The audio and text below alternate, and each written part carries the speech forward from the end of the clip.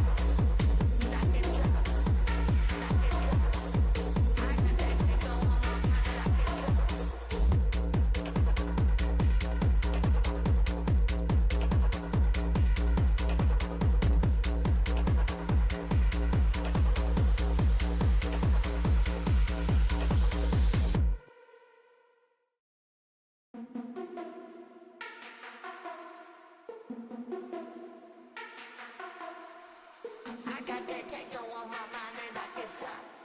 I got that techno on my mind and I can't stop. I got that techno on my mind and I can't stop. I got that techno on my mind and I can't stop. I got that techno on my mind and I can't stop. I got that techno on my mind and I can't stop. I got that techno on my mind and I can't stop. I got that techno on my mind and I can't stop. I got that techno on my mind and I can't stop. I got that techno on my mind and I can't stop. I got that techno on my mind and I can't stop. I got that techno on my mind and I can't stop.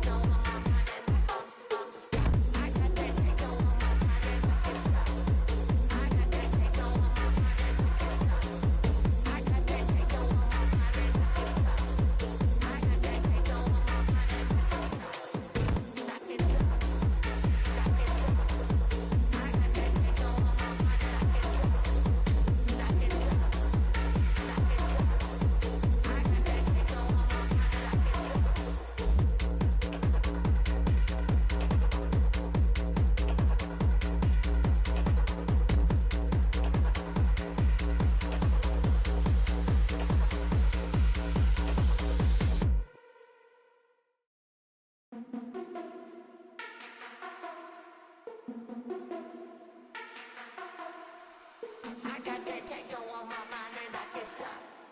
I got that techno on my mind and I can't stop. I got that techno on my mind and I can't stop. I got that techno on my mind and I can't stop. I got that techno on my mind and I can't stop. I got that techno on my mind and I can't stop. I got that techno on my mind and I can't stop. I got that techno on my mind and stop. I got that techno on my mind and I can't stop. I got that techno on my mind and I can't stop.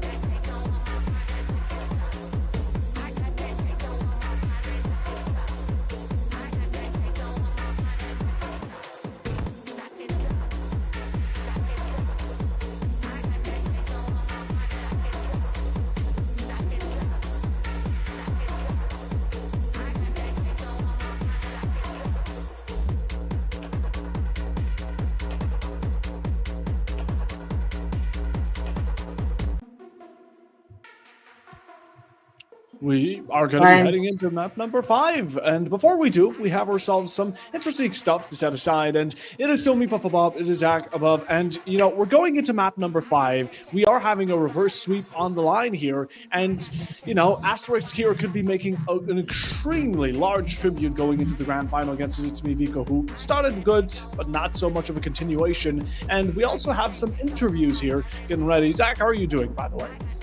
Pretty good, pretty good. It's nice to have the grand final that's going the distance. The reverse sweep on the cards, like you mentioned, Asterisk might have been 0-2 down, but the last 2 maps, especially the split map, they have just been looking so dominant. A 13-2 victory, the fastest map that we've seen in this tournament so far, and they are the ones who hold the cards, who hold the momentum right now, heading into this map number 5.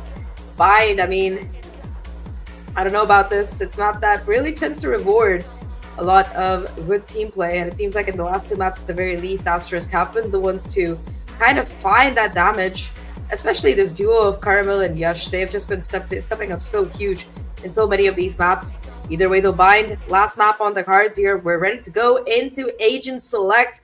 Last map of the Pulsar X Waimers Showdown. So let's see what these teams have been cooking for us. I would like to see a continuation of that double duelist, but it seems like it's going to be the case for ItsMeViko.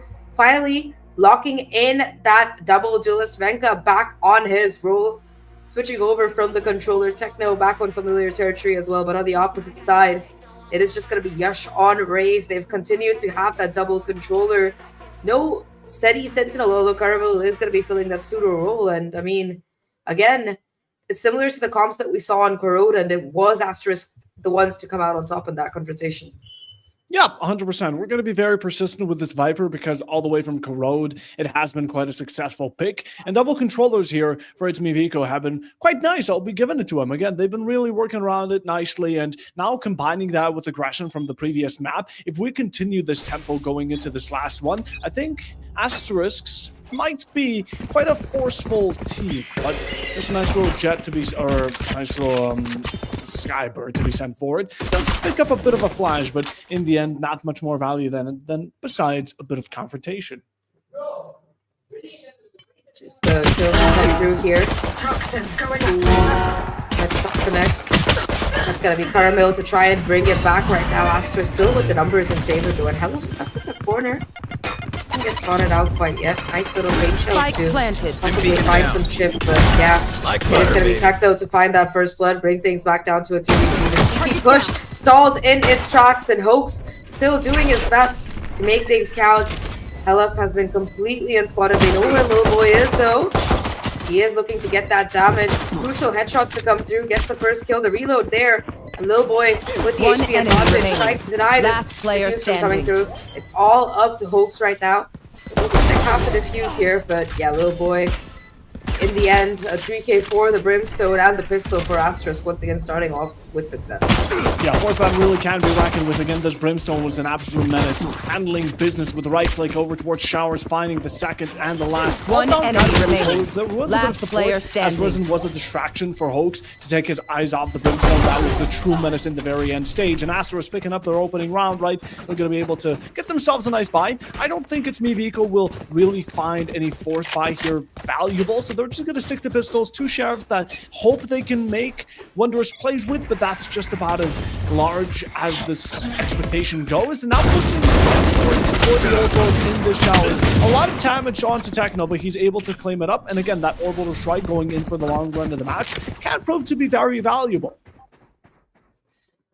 I mean, it's just a heavy stack on the site by this defense, and seems like it's been kind of detected here by Asterisk. They're running to the opposite side. You only got Hoax here. At the very least, should be hearing the sound cue coming through here. Here's a spike being dropped as well. So yeah, Hoax just not the greatest setup, the greatest weaponry to hold on by himself, and the rest of ItsMeViko, they gotta rotate over. It does seem like the utility barrage is too much for Hoax to try to even hold on to. He's just gonna fall back all the way into elbow. Venka though, here for the repeat, here for the refract, stuck in the corner, and it's the utility and the spam to come out on top. Hoax doing his best to make things at least a little bit expensive, but yeah, just gonna be 1 kill so far. 30 HP and a dream. A 2v4. You know exactly where he is. Chip damage being done incrementally, and yeah, Just nothing left for Hoax to work with. The sliver of HP, the flank from Helef, trying to find something at the very least. One enemy remaining. No chance left for him to do anything right now. At least the gun picked up for a second by Helef. No chance to use it though. And Kibujin gonna be really charging up that null command. A very nice second round.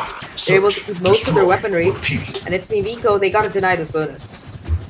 Yeah, they gotta deny Asterisk from picking up the tempo once more, and the bonus here, it is looking strong, but again, the enemy team, ItsMeViko here, without a doubt, should be coming in with a lot more advantages. I do respect Risen going onto that Bucky, picking up the position from a Neon that we've seen in the past. King Gappa on a Guardian, surprisingly, but again, on a map like Bind, it does open up a lot more, as now the A push is gonna be where we kind of head towards as the first one here. I don't know if there's gonna be a rotation, the Brimstone Smoke's gonna make things a bit more difficult. Techno is pushed back, but again, there's still a lot of confrontation around Showers. Just if you want to step yourself forward, it might be a bit more difficult to do so. Now they've set down a siege, a couple of shots through the smoke, hoping they find the connection as a Veshmeri are going to stop them in their track, but some have already passed on through. So we're going to continue that trend by throwing those paint shells, the boom bot as well. Carmel will pick up the opening kill here for Asterisk, and now starting off even greater, 2 in their favor. Thankfully, Techno's able to back it up and hopes for the second, but how long will it last as the Bucky makes its way onto the kill feed, and there's only one more standing for ItsMeViko. The defensive line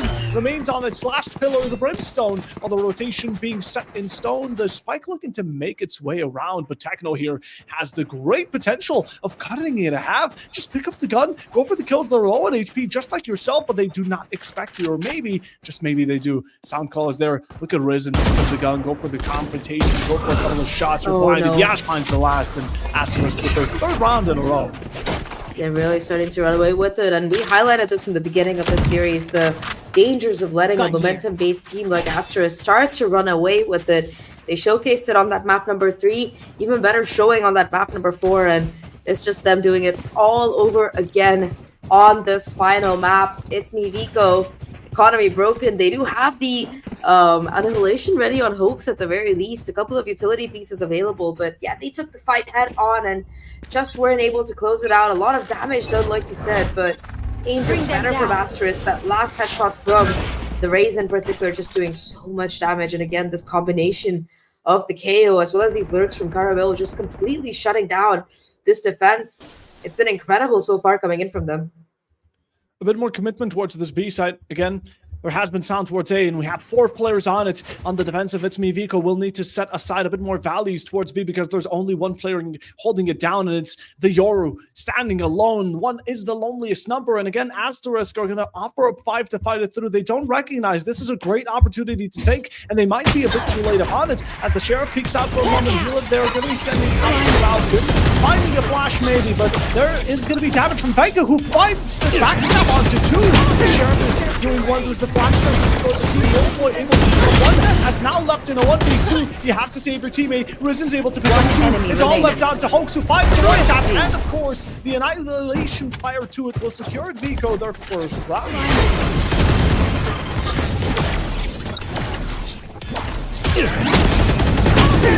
Stronger again, all about Venka. As much as we've seen people kind of rely on these hero plays at certain times, and this one, it's the round that matters, right? And the annihilation was just about as perfect because there wasn't much of a way for Risen to come back out of that. Maybe those 2 kills were extremely good to kind of damage the eco on the enemy team, but now, after losing a round, Asterisk aren't looking too bright themselves.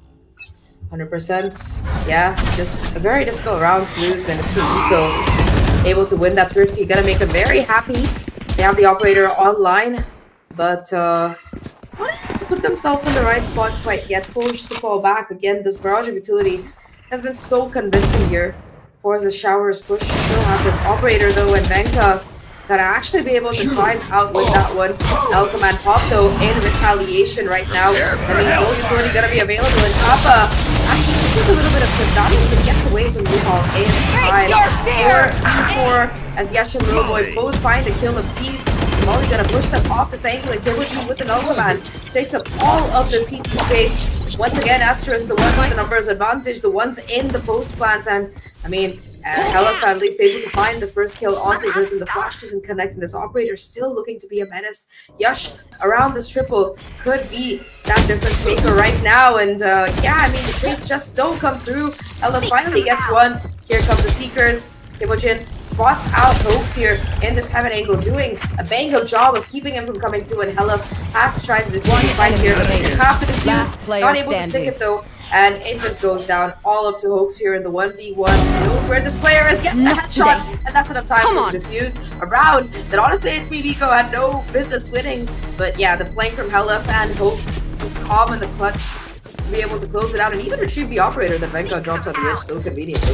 That is going to be very huge in value. And again, in the very end stage, we have to give a bit of credit to Kibijin playing it very smart, denying the deadlock from using that grab net. Direct swing. Being challenged with the second, you should have backed off in that fight. But Hoax, again, just guns and armory alone should be able to deal that round themselves, have plenty of time on that spike. And in the end, while though it was a bit of a match of ping pong, Asterisks now are only one round ahead, and they will force buy themselves into this one, which will be looking extremely rough. And I'm not too surprised to say that the Neon from ItsMeViko is back on the judge. Yeah, it's worked out. Again, this early showers control. Hoax gonna be the one to get pushed back, but the util should come back online. Off angle being held. Chip damage being done though. Yash has been really good at bringing out these fights and showers. ItsMeViko though. 2 huge ultimates to work with. Both the orbital strike as well as the dimensional drift to possibly go in for a retake if they want to. But yeah, just the fake conditioning on A, they continue to make some noise and look to rush towards B instead. However, look at this positioning. Both the Neon and the Sky playing fairly aggressive are going to be hearing all of this rotational sound come through. Asterisk aware of that possibility. Cut the noise, and is the judge here to be the difference maker. The Sky dog towards long actually going to catch somebody, but yeah, the judge up close and personal, looking to really do the damage. The TP from Hoax though doesn't quite work out. It's going to be up to Kappa in the corner to try and find things, but instead it's the re-rotate back towards the A side where you still have 2 players, including that orbital strike from Techno lying in wait. It's all going to be a question of timing. Everyone's coming in towards short. Here comes the sound view, and Techno just completely caught in the open. No way to hold on, and yeah, it is just Asterisk with the kills to come on through. Flank ready as well, being watched here by Caramel. And yeah, Hella has to find this kill to even have a chance at this round, just not going to start. So the call might just be the save here. Might be the save, it's the better one in the end. And again, there is a bit of ultimates from both teams also starting to rack up, so this next round would be one to invest in. You want to make sure that once you're investing into that following round, you have as much as you can, especially that op, right? It can be, like I mentioned before, a double-edged sword. You give it off to your enemies, you don't find much value with it, and they're going to be the ones mostly grieving, or rather mostly finding the value out of your own buy, and that's just not something you want to pass down to someone you're trying to beat. As now it will be a nice little 4-3 here. Viko, not much of a fight back. Again, they did break that streak of Asterisks going for 3 or 2 rounds for just a moment, but now it's going to be set back 2 rounds ahead. The attackers are looking once more as strong as ever, and going into the following, again, Viko could be looking to invest a bit, especially with the Euro dimensional drift. It can catch a lot of information in the early game, especially give you that kind of heads up as of where Asterisk might be pushing. That info, I mean, it's been helping them make a lot of valuable decisions, and I think that in general, just having Yash being able to find those kills consistently as openers is doing a lot of good for Asterisk. They have a win condition of their own, that Viper's Pit ready to go. Both teams investing heavily in this round, so loser gonna be suffering in terms of economy here. ItsMeViko still got that op in play. Helif though, here's the sound. Expects maybe the push to come through, but the flash is denied thanks to that KO knife. Prowler to try and push through short. Push through long here. Flash immaculate to boot, so yeah, they're gonna clear out the corners, and rotation has to come in right now. It's still a very patient play on this A side, but B is where it's at.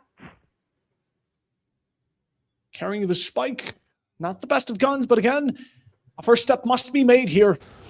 We're waiting for ItsMeViko to push into us, but again, it's Asterisk the ones who control ground, and now Cardinal just able to catch one off guard. A second one, that's your Neon gone, and King Kappa with him off the board. Yash will continue that type of streak as outballs quickly as Alcon haywire. The Yoru tries to escape with the gate crash, but will be denied in the same second, and this should be the easiest plant of the life of Asterisk currently. The Deadlock, the only one standing for ItsMeViko, and I know I might be hindsight for calling this out, but this is most probably going to be a save.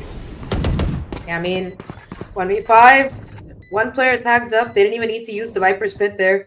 Very convincing win, and yeah, Hoax just caught up, trying to hold on to this weapon, if nothing else. Multiple players from Asterisk now on this fishing expedition. Looking for a little bit of damage, a kill perhaps. Yes, wants to take that first contact and actually finds that kill. A flawless for Asterisk, completely shutting down the eco here for ItsMeViko. A difficult round made much worse, and of course Caramel just a thorn in the side here for these defenders, completely denying the map control as well as these kills. And yeah, the trade not coming in there from King Kappa. Best game for him so far, and yeah, increasingly difficult by the second. Again, Asterisk once more on a performance that we've seen in the past 2 maps, but what is Viko going to do? Again, they're in desperate times, and those call for drastic adaptations, which we haven't yet seen. I don't know if they want to take a tactical time and reserve them for the next, but right now would be an ideal time to do so. So at least going into the following round where you're going to have more of a comfortable buy, one closer to home, right? But as of the moment, again, ultimate-wise, ItsMeViko a bit low. They have the dimensional drift. I imagine Asterisks would be willing to put the Viper Spit down on the line to at least secure this round as comfortably as they can, while ensuring Viko's eco doesn't get any better going into the continuation. But again, Showers here, contested, both sides. King Kappa, no clue what's about to him. VALORANT holding his own, peeks out for the moment. The op does not connect, and Asterisks now knowing what they must push up. The Fate taking a lot of damage. Boombot is out, and the execution should be ready. Going forward. Again, just Yush testing the Showers consistently. Benka with the off angle though. Able to get that first kill. The problem here is Caramel. We talked about him in the previous round. He continues to be a menace in this one. And with that double kill, it's going to be a rotation towards this B site. Folks, with 1 kill, could make it in time here to try and pull out this crucial ultimate. That is going to be the Annihilation up for grabs in this 3v3. And already we've got the dimensional drift as well for some additional information. 3 players spotted out, and yeah, it is just going to be the ultimate block here, I think. Last player Benka looking standing. to do a little bit more damage, but Kibojin the one to come out on top. Annihilation used as well, and now Kappa, the 1v3. Post plant just perfect here coming in from Asterisk. They're not going to give him any free picks. Has to be the swing off the back of the tap, and yeah, 3 layers of utility to try and get through somehow.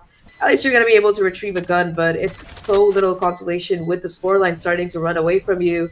6-2 is what we're likely looking at here, barring an absolute miracle. And yeah, Kappa at least able to find that first kill. Looking for the second, but the operator, final nail in the coffin there, and Asterisk, they get to 6. They get 6. Already has drawn out split in the worst case scenario, and keyword worst is not a good one to put out. While that, a dimensional drift was invested into the prior round, but again, not much value was found off of it. Again, the guns were just simply underwhelming here for ItsMeViko, and at that point, you should be going for a bit of a safe. Thankfully, it is going to be another ultimate popping itself in here, going for ItsMeViko. We have the Neon one, the rest have been invested, and even that Annihilation, right, just missing its mark, not the luckiest of shots. Asterisks, on the other hand, have been building them up. The Viper Spit is still ready to be initiated, and this might be the round to do so because you recognize the enemies are on better guns, and that's kind of what you want to contest. That's exactly what you need. True. And yeah, 6-2, you're starting to run away with it right now. Again, just this very slow creep up that Asterisk have been demonstrating round after round has been working out perfectly for them. Benka pushed off the angle. Really nice flash there. Very methodical gameplay coming in from this Asterisk squad, and Caramel this time gonna be the one to try and find the lurk here. That ball gonna keep them from getting in at least for a little bit. Although the rest of ItsMeViko still haven't rotated over, playing very, very passive towards the safe side. Here comes an L Commando. Gonna be the TP denied away. Just has to be the fight out. And Benka actually goes down first.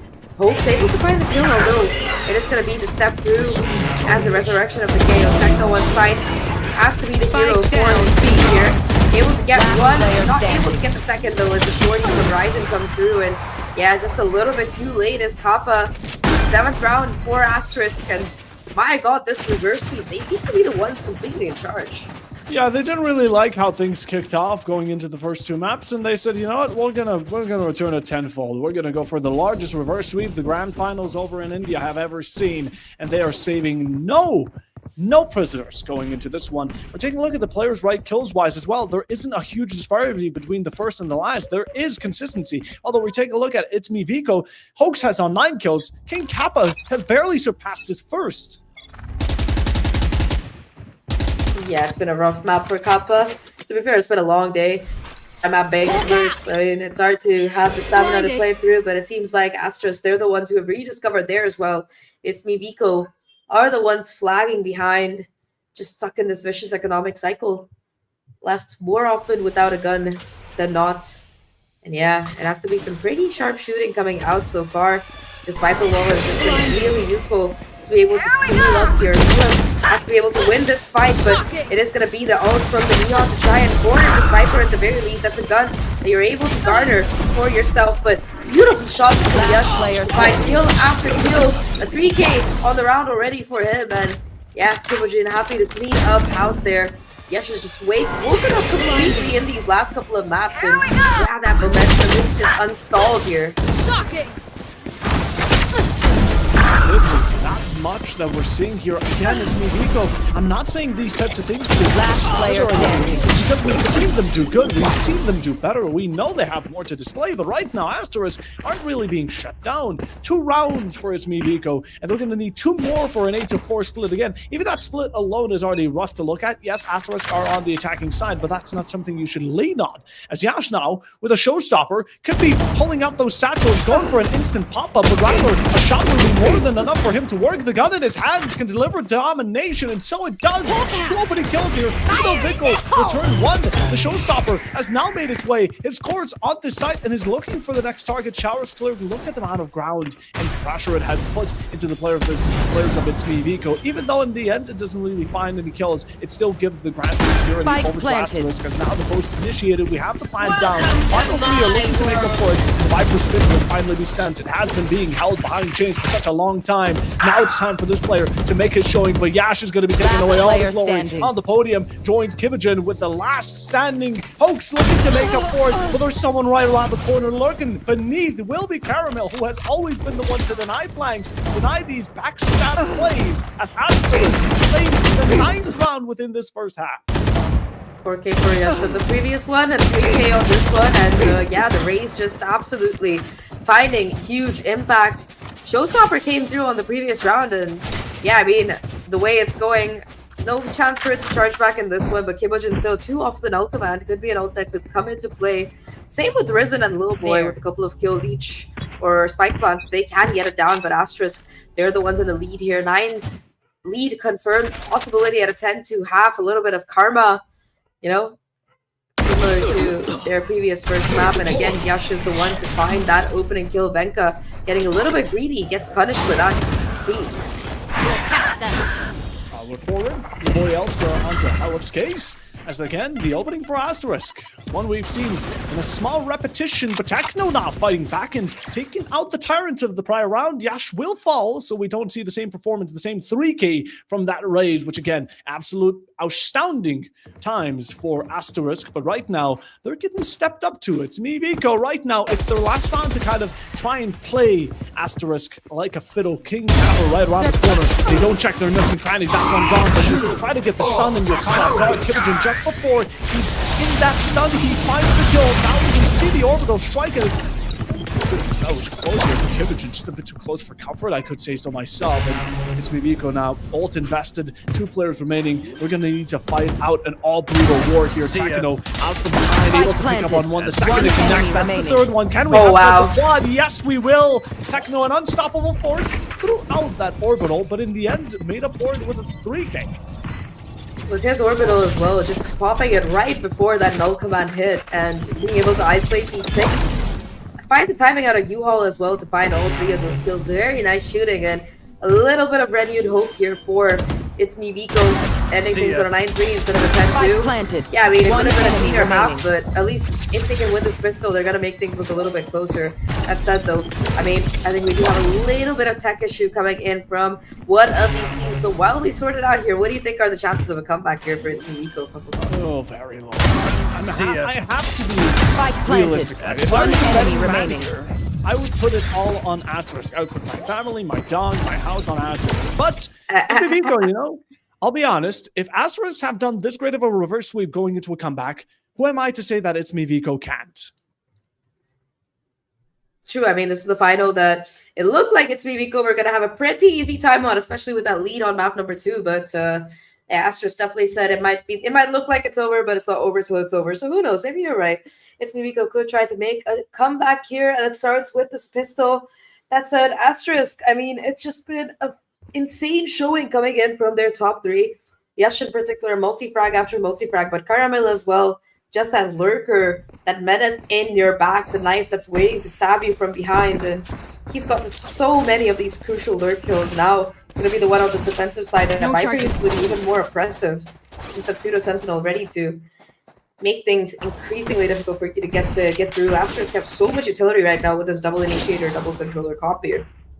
Yeah, I'm just hoping ItsMeViko again. Some of these players, they have the potential. I'm going to say it over and over. We're taking a look at Health, Venka, who's been an absolute force going into that #1, and King Kappa, who we've seen on Haven clutch out the final round that was needed within regulation. These 3 players are having a bit of a rough time on Bind, but I think going forward, if they want to have a comeback, these 3 specifically will need to wake up and start following how Hoax and Techno's performances have been. On the side of Asterisk, they're fine. I mean, 9-3, there's not much that I can talk down upon them. They've just had a couple of rounds where things were iffy slightly, but teamwork-wise, they've been doing great. Again, they are looking at a reverse sweep in a grand final, which is just absolutely brutal. And while they're having this technical time, you know, they can still talk things through. They can have a bit of a conversation. Actually, it is a sort of side tactical timeout that isn't planned, but I think it would work for the benefit of ItsMeViko, so they can plan things going forward. Because again, the pistols in a second half have so much weight. 100%, especially when you're lagging so far behind. If you want to make this game look close, if you want to keep the reverse sweep from happening and you're an ItsMeViko fan, this is where you gotta wake up. This is where you gotta be able to find those opening kills. And yeah, I mean, pistol rounds, you not only want to get that win yourself, but you also want to make sure that your opponents aren't gonna be able to get that spike down if you're an Asterisk fan. I mean, you look really good on the attacking side, and with that Asian combination that you have, it's just gonna be so oppressive for ItsMeViko to get through, because you know you gotta get through the Viper walls, you gotta get through the Brim smokes, you got that double molly, triple if you count the KO. Of course, the KO ready to go for their early information as well, along with the fade and of course the prowlers for retake. There's just so much utility available right now for the side of Asterisk that can prove to be so dangerous on this defensive side. Right now, though, talking about defense, it is a 4-player hold towards B, just the Viper on A. And yeah, default to come through from ItsMeViko. They're not really giving away any cues, but look at this 4-person flank. It's just such a dangerous game. Already so much territory having been cleared by Asterisk. They know for a fact that, all right, it is going to be a possible A hit to come through. And yeah, you already see the KO having rotated over. Problem is there's double players towards showers here, and yeah, already the flame coming through. Caramel being a menace, but yeah, 1-for-1 trade. 1-for-1 trade, the Hawks just minded, but again, it's going to be this fight we talked about coming in clutch. As Risen finds one Yash now in discombobulation, catching the enemies off guard. Little Boy with a contribution of his own, and all that's left for the King Kappa to fight forwards. Not even a single kill, a couple of taps left and right, but Little Boy to finish things out. Asterisk finding himself that double digit that was needed, and I absolutely love the use of the prowler, right? Send it forward, down A main, rather down B long, my mistake, and just scout out. You see no one, you're going to go for this large flank. It is a bit of a gambit, but on a pistol round, I think playing aggressive and playing, I would say, unreadable is very valid. Unreadable is the charm there, and yeah, just a massive round to come through here. That pistol, we were talking about the importance for ItsMeViko, but Asterisk, the ones to get to double digits, the ones who making this reverse look easy. And once again, it's Caramel to find that crucial first kill. Outlaw now in the pocket of showers right now. The kills don't really come through for Yash, but the space still remains thanks to the nades and the mollies being put through.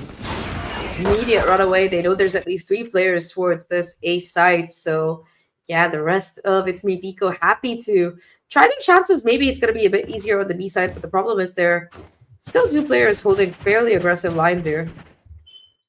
Yeah.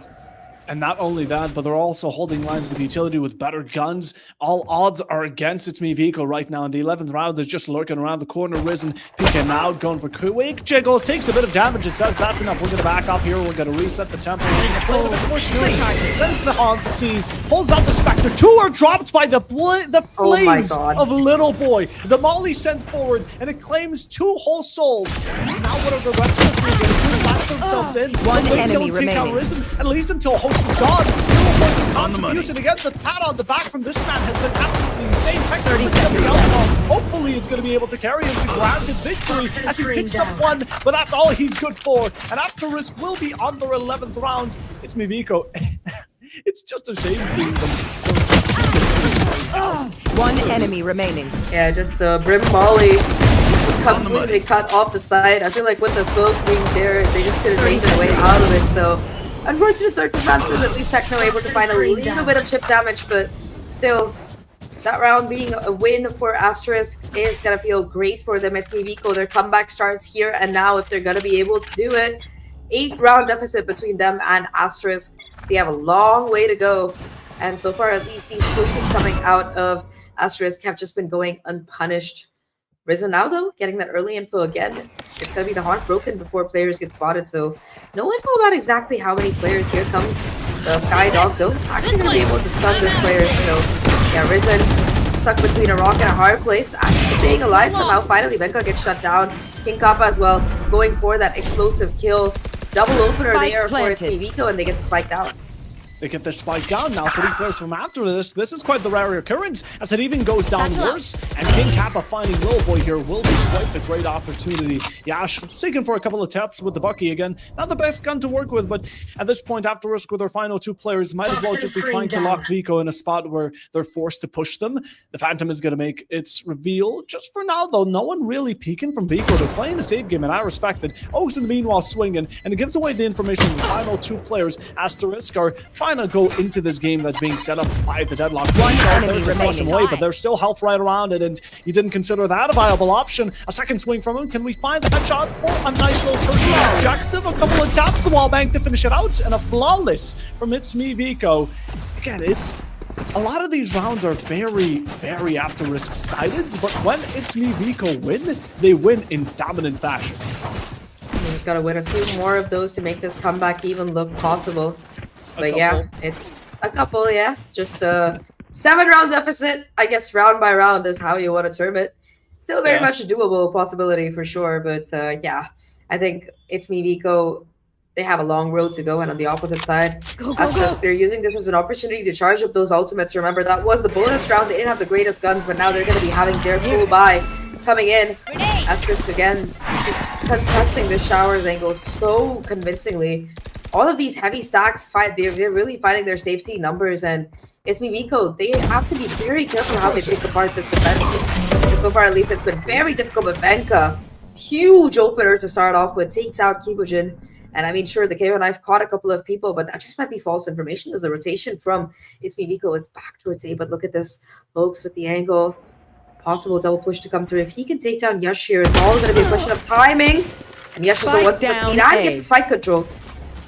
That is incredible. Yash's expectancy around each corner is just otherworldly. I don't know how he imagined there was going to be someone there, but in general, the read onto the enemy side here from Asterisk is what's been able to get them this refrag. Now, King Kappa around showers, if that's something they're going to look ahead for, I'm not sure, but the Neon here is being a bit hesitant, right? Do we want to step ourselves in and do the job, take it into our own hands, the power sent forward? And again, this is just the adaptability from Asterisk of them being able to kind of read into the movements of King Kappa and the rest of the players. As now Viko will need themselves the spike. They have picked it up and they're going to be instantly transferring on towards this B side, but they have it back once more as it's Caramel dealing damage. But there's another you have to worry about, and Techno able to catch that wind. Going for the Phantom. The rotation instantly caught Little Boy with one of his own. 1 quarter blind doing his best. He can't to fight back against it, but Yash shuts it down. A 1v2 for Techno. Very doable, no doubt. The smoke there. One enemy remaining. But they find one shot. That's Techno good enough for Yash, but last one above you hear the sound call. Risen back down, even ground. Oh my god, Techno. Shrinking it down to 0. 5 to 11. ItsMeViko are making this a lot more doable, but only 6 more rounds. go. Spike planted. Yeah, I mean, at least Hella One enemy was able to remaining. find one before being shut down, but the 1v2, really nice smoke by Techno to try and isolate the One fight. enemy Doing nice remaining. positioning as well, Beacon being able here. to get the headshot, and of course just playing it to perfection at the end of it in the 1v1. Better angle, better peek, and a better headshot. ItsMeViko, 7 rounds to 6, standing between them and their opponents. Just really no margin for error, but they've been able to pull things together. Step by step, the magic starts hitting. And Techno now has the orbital strike. One more condition to try and win with. The problem here is we've got that aggression Hard coming in. move. Caramel this time the one to try and get that kill, but Lil Boy is the one to be shut down here. Kappa the one on the lurk here. And able to get that first kill, but look at this. Yash has a deep angle. They might not expect him, and Techno, not careful, might be the first victim of that. Yash here with the Sheriff. Again, consistent on these kills. Doesn't lack the opportunity. Just goes for the swing and instant peek away and trying to, again, still reserve his life as Viko already one down. They kind of don't want to descend any further, but Viko will be denying them of it as Techno is going to find the second into this round already. Now the push initiated. Karamo is able to fight back for one. The Zippy is being a distraction, so the Viper can do damage. That's 3 quickly found. Contact here for Asterisk as they're able to upgrade their armory, and now with the vandals in hands, their hopes are starting to move higher. A-side overtaken, the plant looking to be set on down, and we still have to be cautious if anyone's close on by. The sound sensor there will make it a bit more difficult Spike for you planted. to move faster through, but Showers has now been occupied, and it's down to a 2v2. KO Knife not exposing anyone. We still have that Viper spit, but are we willing to invest it? Because the plant is down a bit further away. Oh, nice orbital that's going to be a strike. great but brutal combination. Last It just player misses by an inch, standing. though. The shot from Hoax doesn't, however, and it's all left down to the hands of Kibigen. Can he burden it all by himself? A 1v2 time against you. Wallbangs here for Hoax. Won't be able to deal with the deathly blow, but he himself takes up that opportunity Over and there. finds a coup de grace. 11 to 6, Viko are starting to look at this with a lot more confidence. I mean, it was around against the Nico that it came down to a 2v2, and I feel like that's not exactly where you want to be burning your orbital strike, but at least they're able to get the annihilation in trade for it off the back of that 2k from Hoax. Also do have the dimensional drift, so yes, ult cycling still going on well and good here for the side of ItsMeViko. The problem is Asterisk, they're charging up to their own ult cycles as well. 2 ready to go, 2 more just 1 orb away, so yeah, a lot to be wary of here. Destroyed. Already Sonic Sensor being destroyed early on. A nice little bit of micro noticed by Asterisk here. We're shutting down that early information. Willing to invest this smoke as well to try and get that Razors online. 4 ultimates and a full buy. Golden combination for Asterisk to try and close it out, but here comes the dimensional drift. The Eurolords for that proactive information already long gonna be spotted out here. Rise and forced to fall back after popping this Nico, and yeah, little boy just absolutely destroyed. Never mind. Gonna be the one to find the kill One along with enemy Rise, and this remaining. crossfire a little bit too much in Spike down Techno. B. And Hoax at least able to find a couple, but Helef now in a 1v3 has to deal with so many angles. 1 kill, and perhaps you might be having your Seekers might be worth investing them, but yeah, Kibojin having the sliver angle. Now, for both of these players, the showstopper though, it actually dodges. Okay, that's a little bit messier. Just the 1v2 though, and oh my god, Helef getting away by the skin of his team, going in for the plant on the A side. The problem is that the 30 time seconds is ticking left. here. 30 seconds. You're not going to really be able to reposition too much, and the wallbang chip could be enough here. Open Spike plant coming in planted. from LFF. Really going to be difficult if you're not careful, and oh yeah, just the open peek. Yash to find the kill and find match point for Asterisk. Nice effort there for sure from ItsMeViko, but yeah, the ultimate's invested. As showstopper coming in clutch as a distraction, if not the kill itself, and Asterisk match and series point 1 round away from taking the win at this tournament.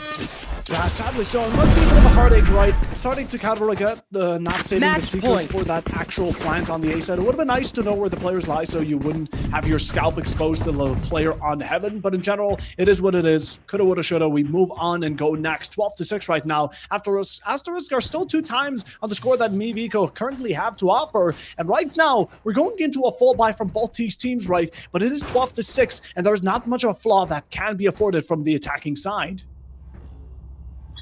Yeah, just no mistakes, no gap for them to be made right now. And yeah, it's going to be very, very difficult to keep that mental up 6 rounds in a row for ItsMeViko. And yeah, Ryzen's utility has just been so pivotal in combination with Lil Boys on this B side, just completely shutting down these players, making things so difficult for them. Yeah, I mean, I'm not sure.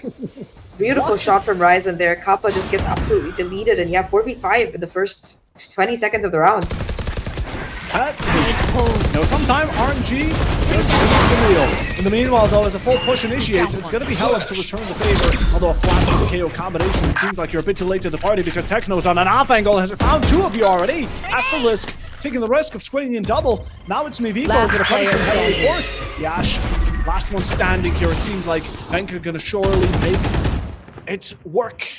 And now with Raze, you can only do so much. Again, the eco started to look a bit poor, so a couple of rounds are going to pass on by, but the last kill as well.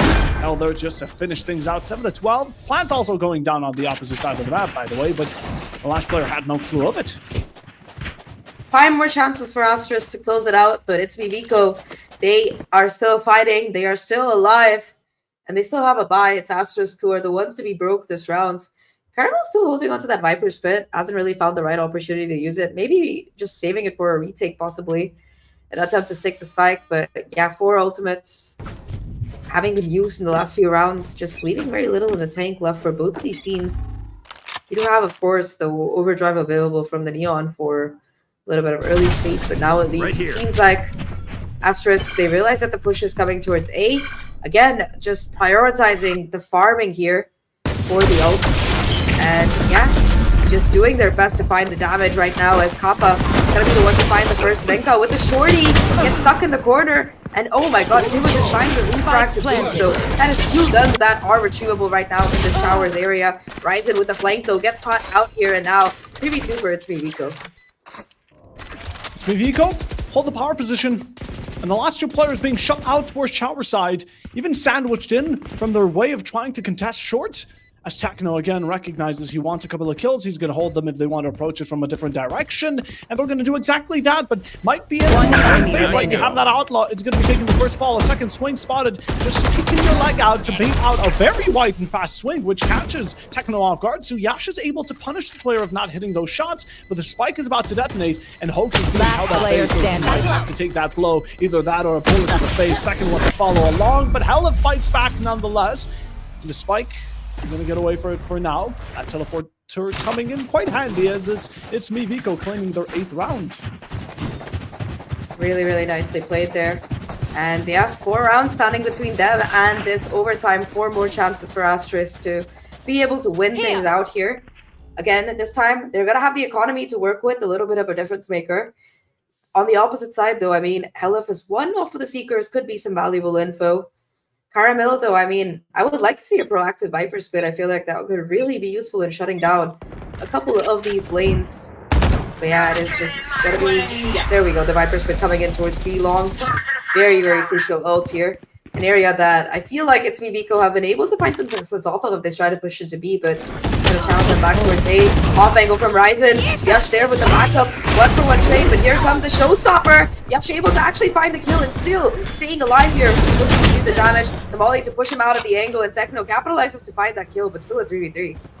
No, 3v3. Push himself into a very distracting corner. If only Asterisk could have tried to push up and help the Raze in securing at least a refrag, but in the end, it's a 3v3, right? You can't complain much. You got yourself in a good spot, and you are still on series point, right? Map number 5 here. Map number 5 could be all up to Risen if he swings correctly, but he won't. He doesn't take his chances. He knows there's a teammate backing him up. Takes a bit of damage, but it's not going to be more than a slap on the wrist. Even though stunned out by the Fox jump, Elev approaching from a different direction. Kibigen holding him right from that heaven. Couple shots his way, but there's one player cornered. The second as well, and Asterisk now have to rely on the one player who invested this Viper's Pit on the wrong side. As Hello keeping him away, smokes are down. A couple of damage bits.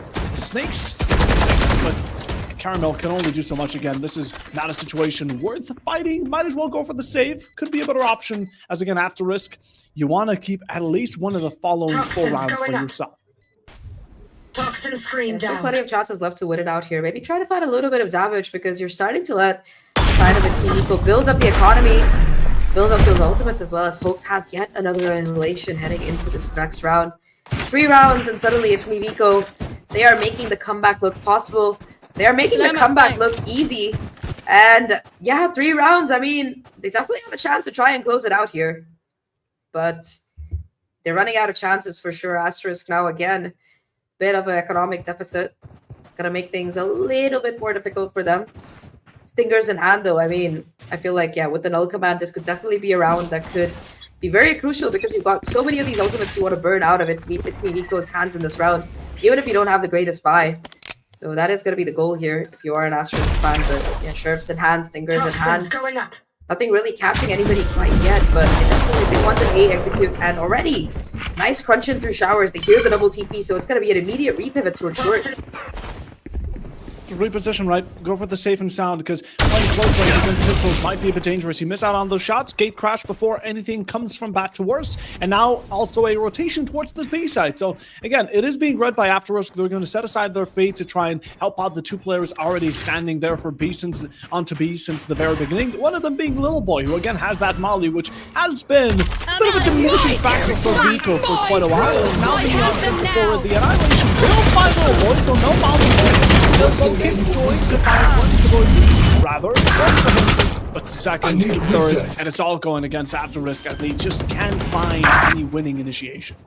Spike They planted. managed to take down Kibojin as well. No Barrier extra information deployed. either to come through, and insult to injury. This wall to come in on CT. 2v4. There. A little bit of damage could be nice. Get those Toxin couple of screen ultimates down. charged up, especially since Last player Caramel standing. as well as Yash both used theirs in the recent rounds. 1v4 though, Sheriff in hand, and Caramel unable to find absolutely anything. Techno and the Seekers from Sky, both ults still remain in possession for ItsMeViko. Buy round kicking it once again for Asterisk, and this might be the time to take a timeout, you know, figure out how you want to close it out, because it looked really good when it was like, I don't know, 11-5, 11-3, something like that. But yeah, now 12-10, I don't know about this, Chief. I feel like, yeah, you want to close it out this next round, otherwise your eco is just going to get bullied again. Yeah, I'm starting to feel a bit of deja vu as well, but I mean, a timeout here would be great. Asterisk, I don't know if you want to bring this into overtime, which I'll be honest, would be quite exciting for a grand final, but if you want to win this out as soon as you can and have this reverse sweep be done and over with, ItsMeViko right now are holding you quite backed up against the wall. Even if this round isn't Asterisk's to claim, then they're also going to have to give up the next one because the eco has just been looking so shabby, right? So this one holds a lot of value here for both teams. ItsMeViko because, again, they're trying to really climb back up to Asterisk, which they've been having a phenomenal job with. But yeah, this is the determining round for them. Either Asterisk win it, or they're going to be sent back down to pistols, and Viko most likely able to find the comeback. Just a little bit of a tech issue coming in from Asterisk. I mean, yeah, you want to fix those before you head into this one, but a nice little momentum breaker for ItsMeViko. A little bit of a pause. They've been warmed up. They've been looking dominant, but this could also be a good strategy to try and figure out what exactly you can do to make sure that you close it out. Not been the greatest game from Kappa, unfortunately. Been getting shut down quite regularly, both of these duelists, but it's the trades that have been beautiful from both Hoax, LF, and Techno, of course, who is the top frag so far. Still got that Brim ult ready to go. I mean, I think that could definitely be a win condition for this particular round. And on the opposite side, right, Ryzen as well as Little Boy should be able to get their ultimates for the last round if things go well.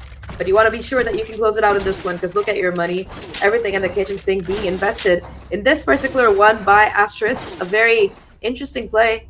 And if they can shut it out here, ItsMeViko, they're going to be the ones who got rivers swept on. So yeah, ItsMeViko, 2 rounds standing between them and OT. Not that much in hindsight, but still a bit of a journey. Still a bit of a journey, a bit of a way to go. And Viko, right now, again, you've been doing so well, you've been keeping it consistent, and you've most importantly shut out the most important parts of Asterisk. Again, going into the prior round before we head into this, before we've headed into this tech pause. Again, the annihilation right onto the player who carries the one thing that has shut you down and also has the potential to do so. That Molly, the brimstone, no more smokes, get him out of the competition. The rest of the players are trying to save him, but you can use that as a way to enter in onto site and find yourself more kills. It's kind of been this type of prioritization from Viko that they've been really able to work off of. And again, players like Techno have been also an outstanding source, going 22 kills right now, only 1 behind Yash, who we thought of as this great fragger, which he still is, but he's being caught up to, and that MVP role might be overtaken. Yeah, I mean, it's the support players coming through for the side of ItsMeViko, but for Asterisk, Yesh has just been incredible on all of these maps so far. The previous one, the one before that, and I think last map in particular, it was just his insane showing, really like putting to demo why Raze is one of the strongest Asians on a map like Bind or Split, showcasing the capabilities of that kid and continuing to do so. I mean, he's found at least 2 or 3Ks and 4Ks across this map alone. So yeah, it's been a bit of a slower showing from him in the last few rounds, but now at least Asterisk, they're starting to warm up here. Starting to warm up the utilities, starting to warm up those ultimates. And they have the guns in particular. I feel like what has been working out for the side of ItsMeViko is even if they lose that early player, they've been able to consistently just brute force their way onto sites off the back of some utility. Either way, though, I think their technical difficulties are going to take a little bit longer. We're going to take a short break, but we'll be right back on the other side of this grand final, which is definitely proving to be an absolute blast so far. So yeah, 10 to 12, we'll be right back. Stay tuned.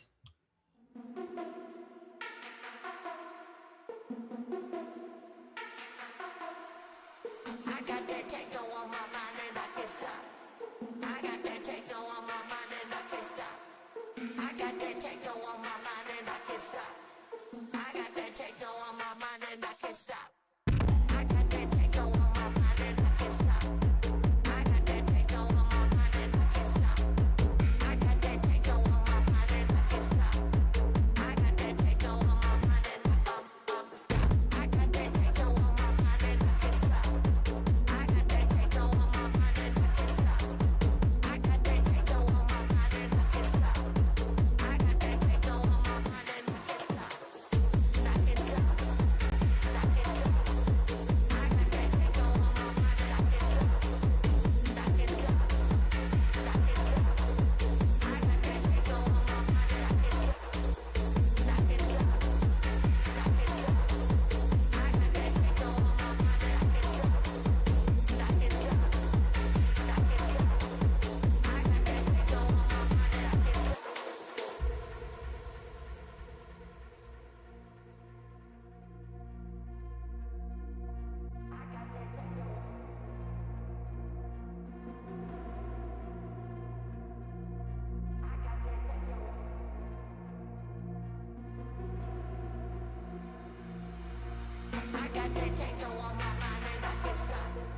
I got that techno on my mind and I can't stop. I got that techno on my mind and I can't stop. I got that techno on my mind and I can't stop. I got that techno on my mind and I can't stop. I got that techno on my mind and I can't stop. I got that techno on my mind and I can't stop. I got that techno on my mind and I can't stop. I got that techno on my mind and I can't stop. I got that techno on my mind and I can't stop. I got that techno on my mind and I can't stop. I got that techno on my mind and I can't stop. I got that techno on my mind and I can't stop. I got that techno on my mind and I can't stop. I got that techno on my mind and I can't stop. I got that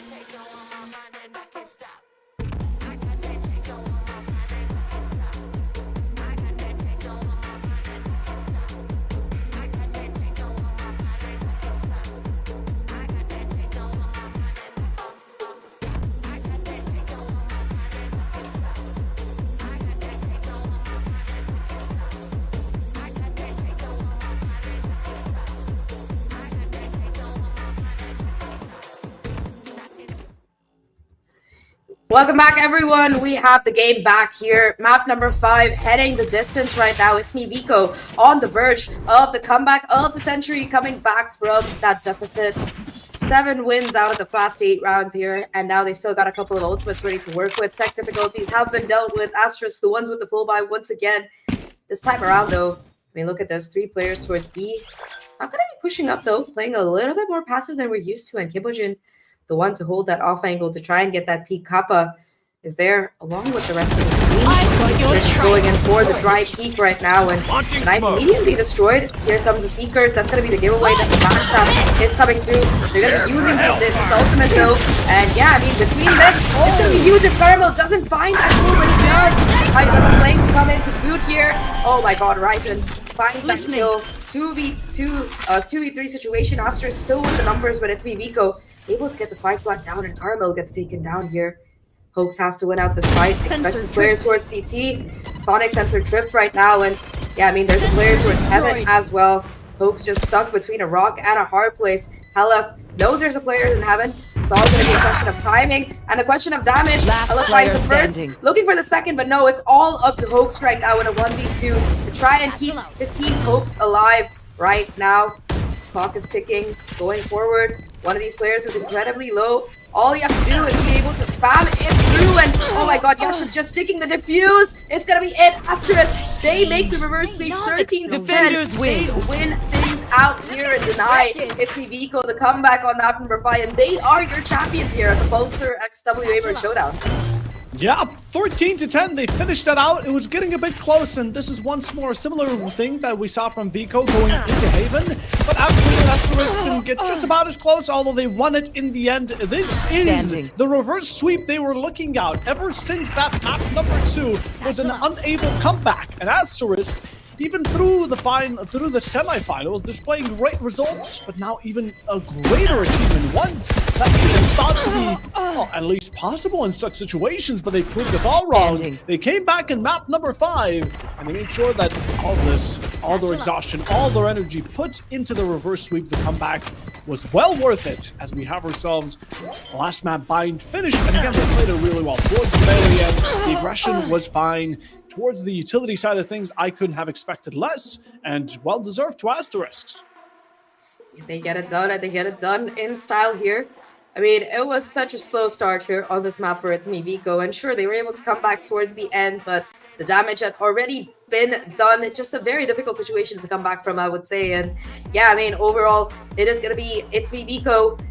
Condolences to them. They had that 2-0 start, but were unable to completely close out. It was a very dominant showing as well, especially in these last couple of maps. And map number 5, it did go the distance. Certainly, the comeback looked very possible, but yeah, finally they convert that lead into an advantage. And Asterisk, I mean, they had the most dominant semifinal so far. We were questioning their ability a little bit, but once they got onto familiar territory, especially that map of Corrode, it did seem like they looked so much more comfortable there. And yeah, I mean, nice try by ItsMeViko, but Asterisk, the ones to come out on top, and they are going to be the winners today of this grand final and of the Pulsar X Waimers Showdown. Just insanity coming out from them. The entire team is going to be claiming their mices, their keyboards, and their mouse pads. So, you know, congratulations to them. I'm hoping to see them use it to their best. And, you know, of course, this type of peripherals are always nice to have. But in general, they claimed it. They deserved it. And again, this was a really good matchup between these two teams. I was going into map number 1 thinking I was going to be a bit quicker, but no. Absolutely not. We went for the long call. And let's take a look at the team summary just so we can have a look of how the ACS was, how the kills were. And well, considering it was 13 to 10, the first kills are still extremely dominant on the side of Asterisk. 9 to 9 post plants, 1 to 3 clutches. Again, IVK did rely on them a bit more like they have since the very beginning. And the ACS isn't too far apart. But again, these openings from Asterisk have been what has allowed them to get away from IVK for so long. Yeah, on this map especially, I mean, they were dominant. Yash in particular, huge shout out to both him and Caramel.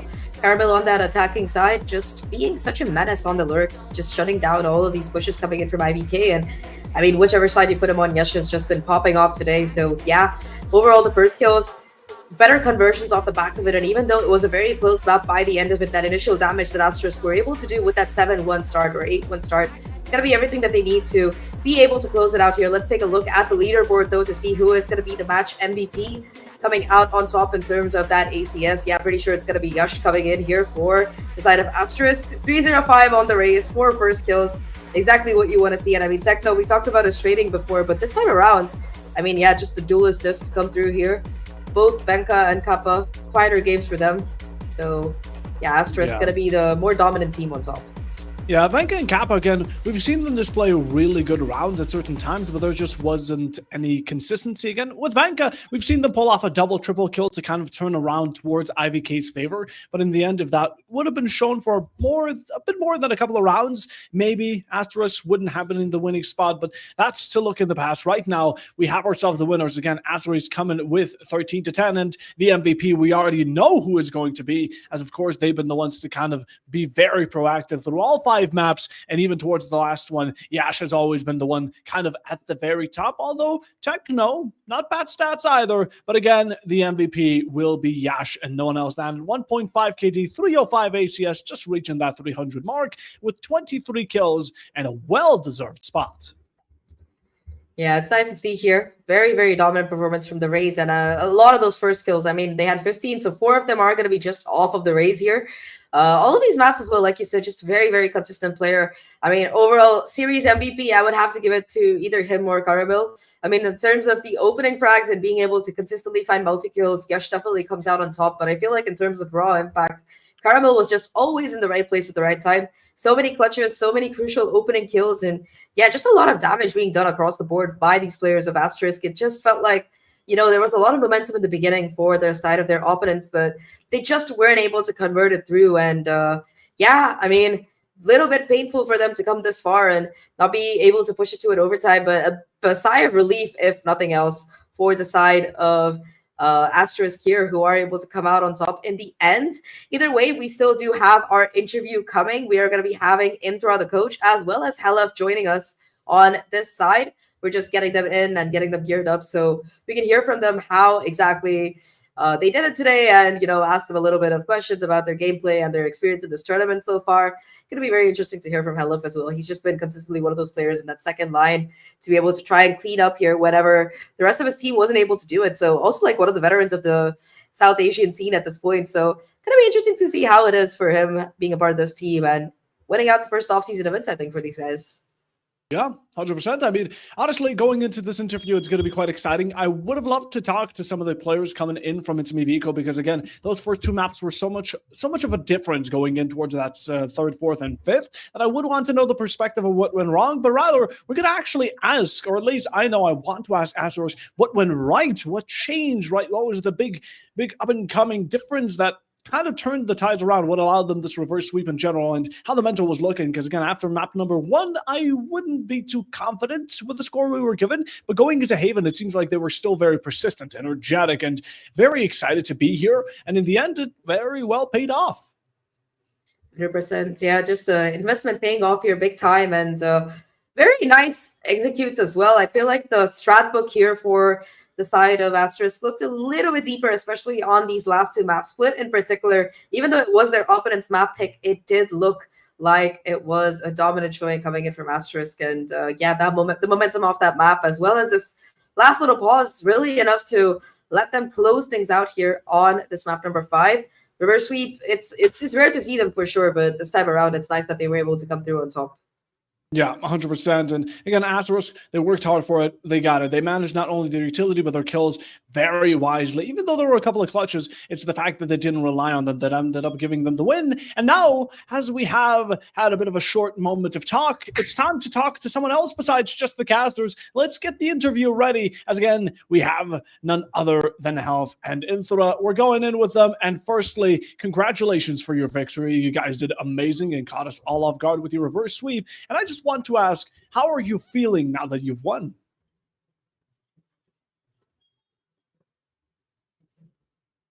I don't think we're having them come through. We're gonna have to resolve this in just a moment. So, while we wait for, you might have to unmute on video. On the, yeah. Now should be good, no? Should be good. Yes, we can hear you. Okay. Okay. Yeah, there we go. We actually didn't win, guys. We lose the game. Oh wait, that. Oh my goodness. Okay, I'm completely sorry. Then I'll rather ask this, right? You're going into this with the first and second map being won. What ended up changing between map 2 and map 3? Nothing too much heavy. We're just having fun. We're trying to enjoy the game and like try to don't take it that seriously if it's possible. And then, I mean, enemy play good. They have a good day. What I can say. I mean, it felt like a lot of those rounds as well. It came down to incredibly close clutches in that first couple of maps, especially that you guys were able to pull out. So, did you feel like you were running out of gas towards the last couple of maps? And what happened there, especially on that map number 4? Because it seemed like even though it was your map pick, you guys were just like running in from behind. We don't hear you here, Helef.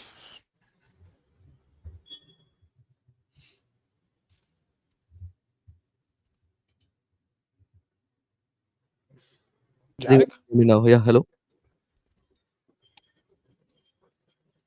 Zach? Yeah, I can't hear him. Yeah. Hello, you guys hear me? Okay, now. Yeah. So I was saying that like that both of I think all of the maps we just lost some like crucial clutches. It didn't go in our favor most of the rounds, and like those rounds are like game changing. So they usually like give us the half. If you lose so many clutches, the half goes to the opponent most of the time. So that's why I think that's it. And the second last map you said, right, the split. I feel like they got a good start with the op, and we couldn't just counter it. I mean, it definitely was like a tough series for you guys, but nice try today for sure. And hopefully we see more of it. It is the off-season event, of course. And I wanted to ask you guys, there were a lot of role swaps coming in for you, both yesterday as well as today. So I just kind of wanted to know, like, what was the rationale behind it? Were you like trying to hide straps or something like Uh, that?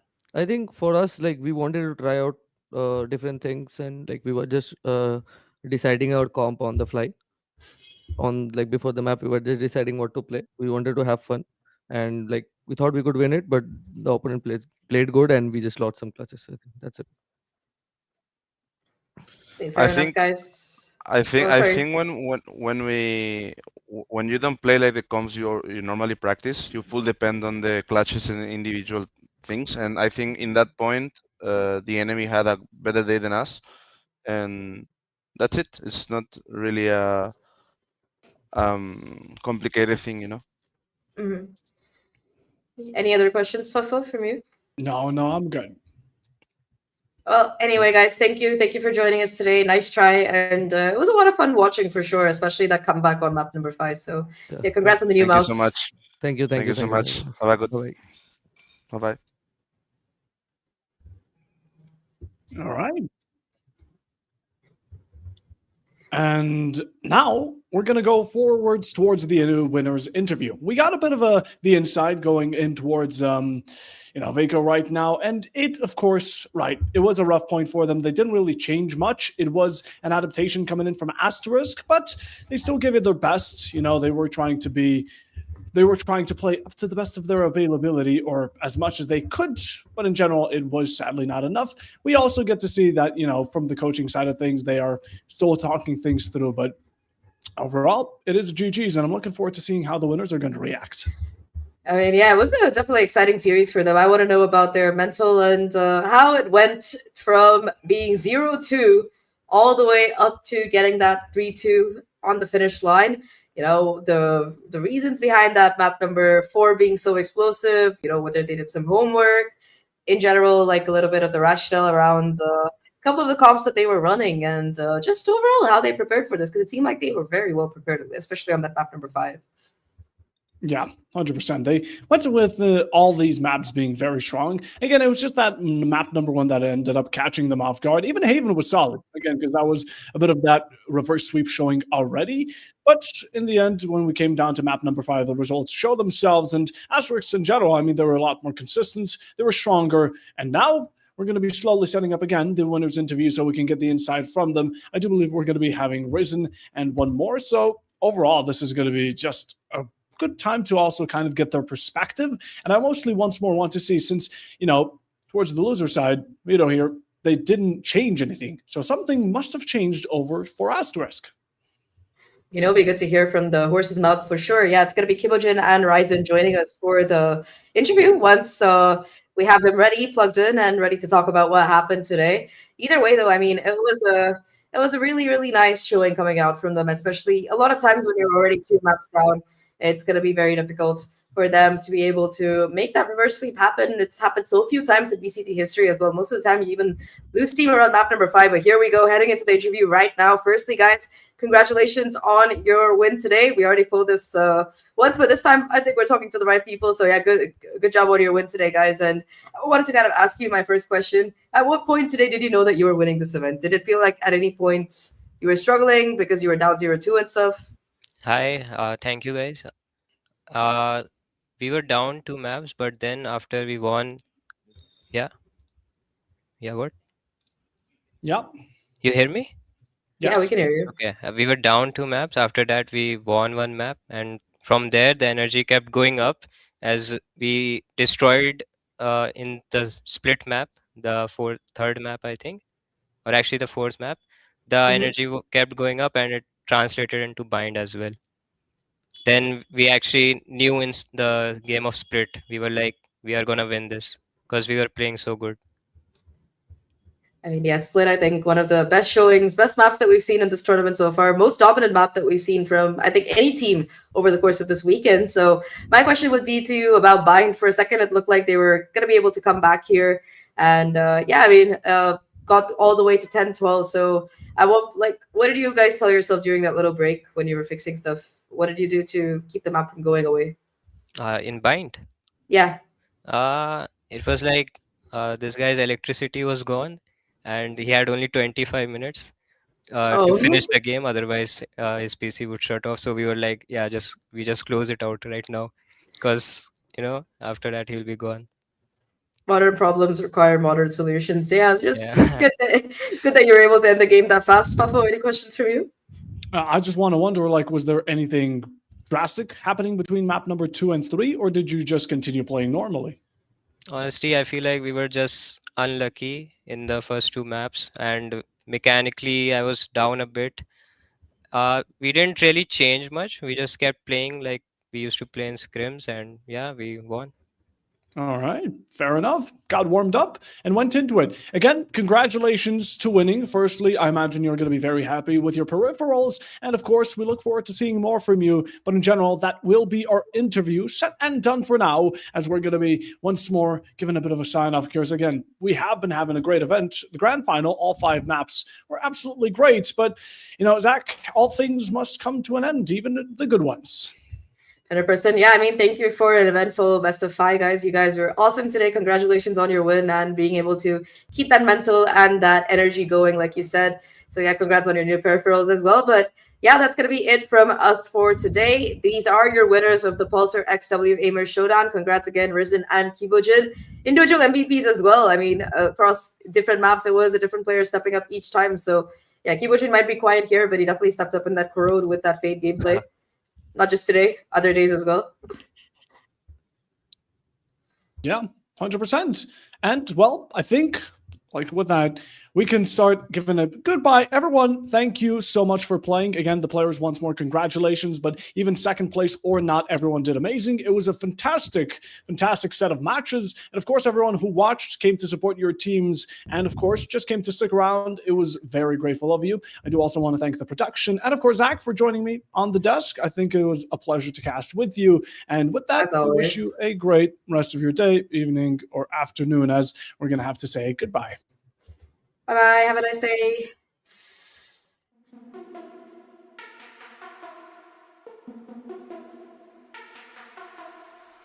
I got that techno on my mind and I can't stop. I got that techno on my mind and I can't stop. I got that techno on my mind and I can't stop. I got that techno on my mind and I can't stop. I got that techno on my mind and I can't stop. I got that techno on my mind and I can't stop. I got that techno on my mind.